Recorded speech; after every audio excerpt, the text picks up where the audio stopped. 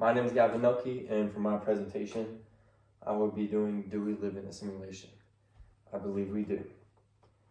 So, I believe most people have seen or at least heard of The Matrix.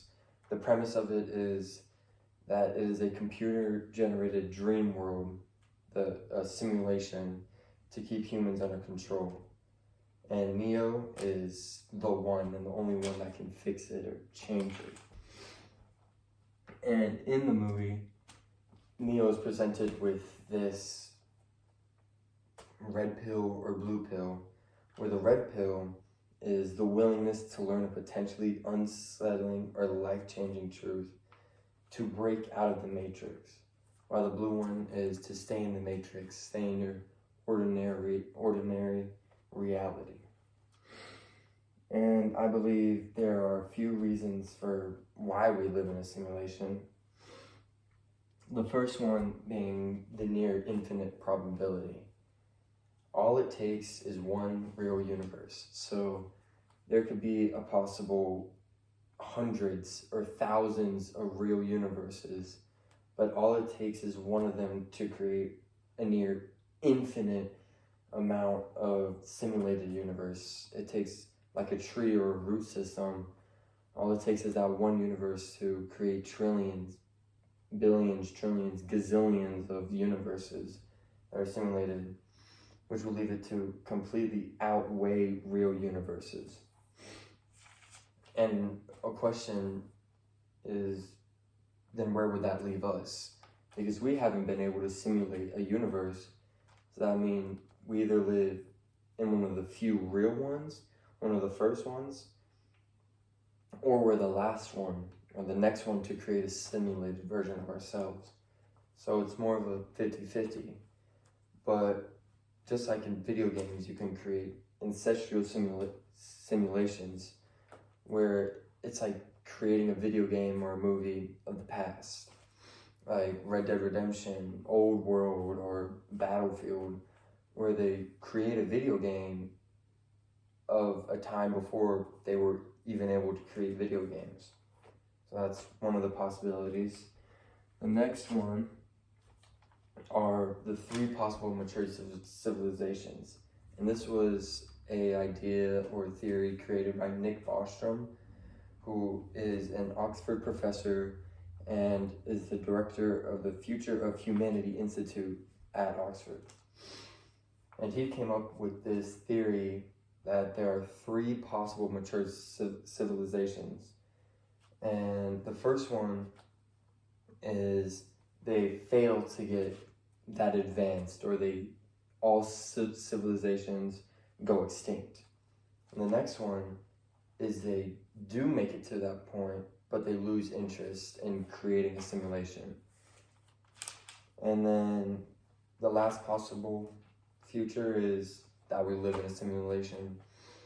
It would lead to just one of the civilizations staying interested.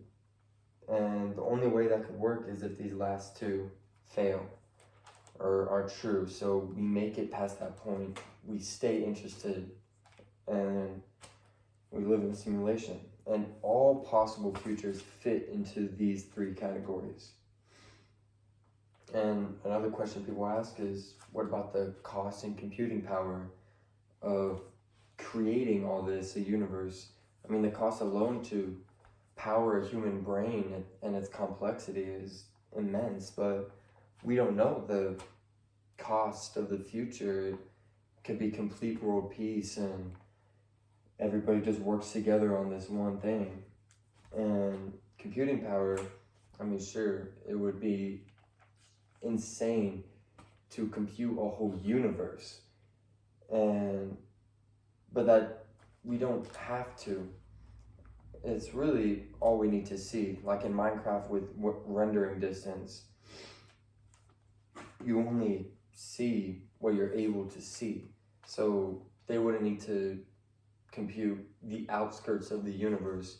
They would only have to compute the Milky Way, or just our solar system, or just the moon and some stars. But you could say, what about photos that taken farther out? Well, then they just compute it to there. And the next one is there a sign or an experiment that we can do to prove we are in a simulation? Well, there's a few problems that, if solved, would prove the theory correct. The first one would be information bits. In a simulation, information would have mass, and if we were able to measure this or find it somewhere in our universe, it would prove that we are in a simulation. And the next one is computational errors, which was an idea came up by John Barrow, who was a director of mathematical sciences, applied mathematics and theoretical physics, the director of the Millennium Mathematics Project, and the University of Cambridge. He came up with this idea of, in a simulated universe, there would be computational errors. The creator would make a mistake, and that advanced people that created our world would have to fix those.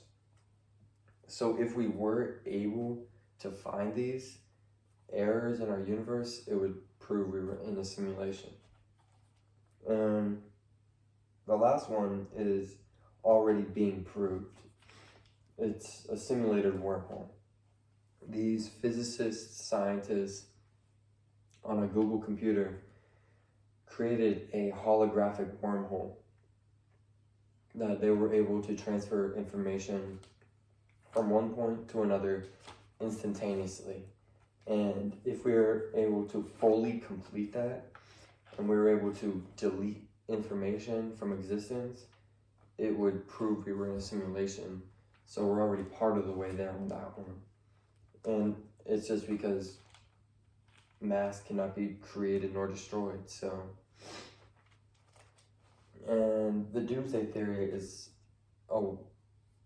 one against the simulation theory.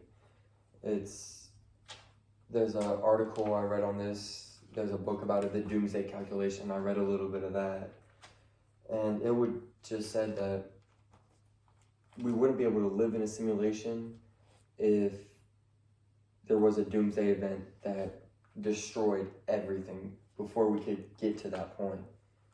And this works other than the fact that we don't know there's going to be a doomsday until it actually happens. Until you see the meteor falling out of the sky, you don't know that this theory is true. So up until then, it's the probability that we are living in one is much, much higher. So it's up to you to decide the red pill or the blue pill. But what we're experiencing, just because we are in a simulation, it doesn't mean that what we're experiencing isn't any less real. Everything we experience, everything we feel, our emotions, happiness, love, sadness, all that is real. And doesn't mean that just because we're in a simulation doesn't make it any less real. Thank you. Yes, sir.